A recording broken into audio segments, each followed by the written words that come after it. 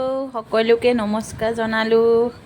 এয়া আজি নতুন ভিডিঅ' কৰিছোঁ দেই। ছোৱালীজনী বেটি এয়া খেলি আছে, কি কৰিব আৰু তাৰ লগতে খেলি আছোঁ আৰু সময়বোৰ দিনবোৰ গৈ আছে আৰু তাই সন্ধিয়া সময়ত সদায় তাইক বাহিৰলৈ নিব লাগে ফুৰাবলৈ।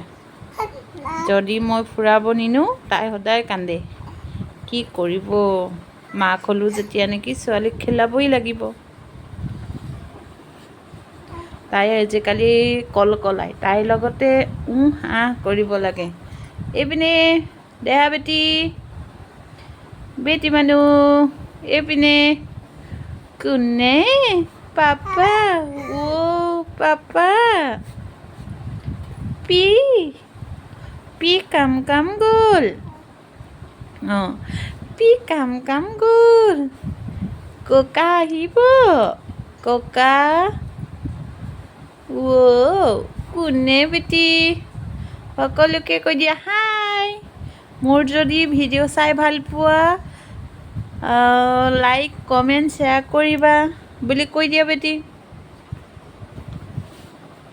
বেটি